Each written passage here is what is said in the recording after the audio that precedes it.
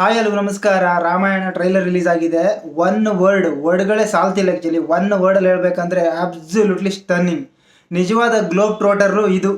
ನಿಜವಾದ globe ಟ್ರೋಟರ್ trailer ಅಂದರೆ ಇದು. ಆ ವಿಜುವಲ್ ಎಫೆಕ್ಟು, ಆ ಗ್ರ್ಯಾಂಡ್ಯೂರೆನ್ಸ್ ನೋಡಿದರೆ ಅಷ್ಟು ಅದ್ಭುತವಾಗೈತೆ.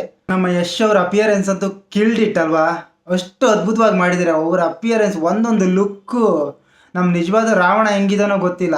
ಬಟ್ ಇವ್ರು ಮಾಡಿರೋ ಕ್ಯಾರೆಕ್ಟರ್ ಅಂತೂ ಇದುವರೆಗೂ ಯಾರೆಲ್ಲ ರಾವಣ ಕ್ಯಾರೆಕ್ಟರ್ ಮಾಡಿದ್ದಾರೆ ಸೀರಿಯಲಲ್ಲಿ ಇಲ್ಲ ಮೂವಿಲಿ, ಅವರೆಲ್ಲರನ್ನೂ ಮೀರಿಸೋಂಗಿದೆ. ಅಷ್ಟು ಅದ್ಭುತವಾಗಿ ಕಾಣಿಸ್ತಿದ್ದಾರೆ ಟ್ರೈಲರಲ್ಲಿ. ಈ ನೈಲ್ಡ್ ಇಟ್ ಅಂತ ಹೇಳ್ಬೋದು. ಅದ್ಭುತವಾಗಿದೆ. ಈ ಮೂವಿ ರಿಲೀಸ್ ಆದ್ಮೇಲೆ ಮಾತ್ರ ಯಶ್ ಅವರು ಗ್ಲೋಬಲ್ ಸ್ಟಾರ್ ಆಗ್ತಾರೆ. Global star. ರಾಮನ್ ಕ್ಯಾರೆಕ್ಟರ್ ಬರೋದಾದ್ರೆ ಆದಿಪುರುಷಲ್ಲಿ ನಾವು ರಾಮನ ನೋಡ್ಬಿಟ್ಟು ಈ ರಾಮ ನಮ್ಗೆ ಬೇಡಪ್ಪ ಅಂತ ಕೈ ಮುಗ್ದಿದ್ದೀವಿ. ಇಲ್ಲಿ ನಾವು ರಣಬೀರ್ ಕಪೂರ್ನ ನೋಡಿದರೆ ನಿಜವಾಗ್ಲೂ ರಾಮ ಅಂದರೆ ಇದೇ ಥರ ಇರಬೇಕು ಅನಿಸುತ್ತೆ. ಅಷ್ಟು ಅದ್ಭುತವಾಗಿ ಕಾಣ್ತಾ ಇದ್ದಾರೆ. ಸಕ್ಕತ್ತಾಗಿದೆ. ಅವ್ರಿಗೆ ಅಷ್ಟು ಪರ್ಫೆಕ್ಟಾಗಿ ಸೂಟ್ ಆಗಿದೆ ಕ್ಯಾರೆಕ್ಟ್ರು.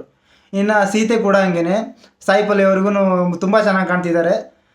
ಮೇನ್ ಕ್ಯಾರೆಕ್ಟರ್ ಎಲ್ಲ ಬಿಟ್ಟಿದ್ದಾರೆ. ಬಟ್ ನನಗೆ ಸಖತ್ತಾಗಿ ಇಷ್ಟ ಆಗಿದೆ ಮಾತ್ರ ರಾವಣ ಮಾತ್ರ. ಇಡೀ ಮೂವಿ ನೋಡೋಕ್ಕೆ ರಾವಣಗೋಸ್ಕರ ಹೋಗ್ತಾರೆ ಅನಿಸ್ತಿದೆ ಮಾತ್ರ.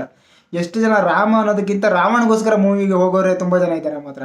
ಯಶ್ಗೋಸ್ಕರ ಅಷ್ಟು ಅದ್ಭುತವಾಗಿ ಕಾಣಿಸ್ತಾರೆ. ಆ ಲಾಸ್ಟಲ್ಲಿ ಒಂದು ಸೀನ್ ಬರುತ್ತೆ, ಆ ಸಿಂಹ ಜೊತೆ ಕೂಗೋದ ಇದು ನಾಮ ಹಾಕ್ಕೊಂಡು. ಅದು ಮಾತ್ರ ಆ ಲುಕ್ ಮಾತ್ರ ಇತ್ತಲ್ಲ, ಸೈಕ್ ಲುಕ್.